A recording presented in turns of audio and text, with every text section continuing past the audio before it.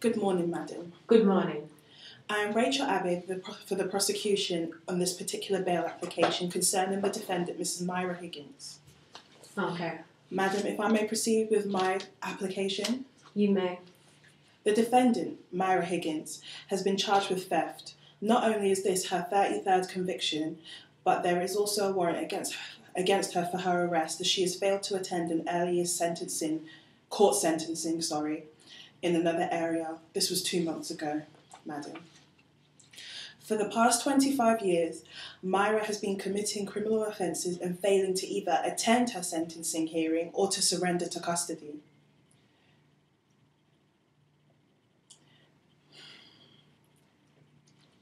If I may just have a minute, madam. You may.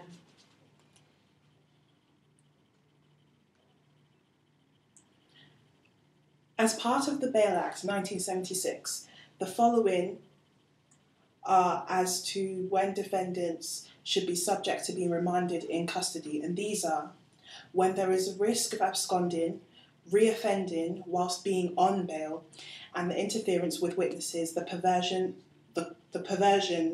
of the course of justice.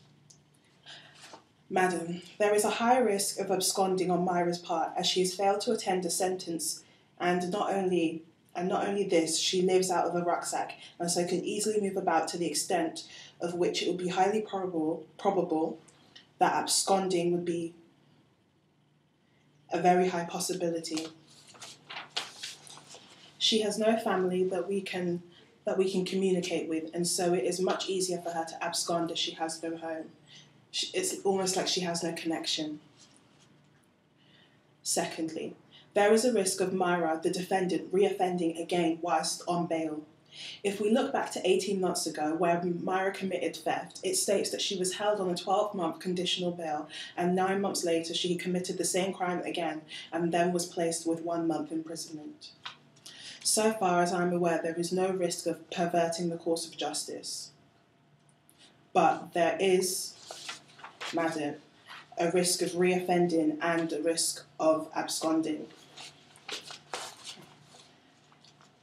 So I'm asking, madam, that the defendant, Myra Higgins, not be granted conditional nor unconditional bail, but that she be remanded in custody, not just for the theft not just for the theft, but for the fact that she could potentially be a threat to the community, and that going by her case history, custody seems to be the best option for her. Amen. The end. Amen.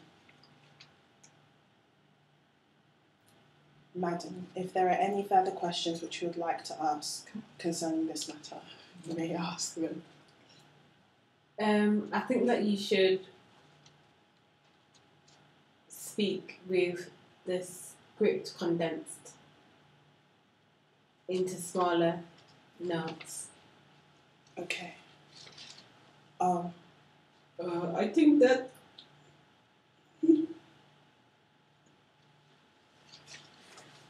Sorry, what's that?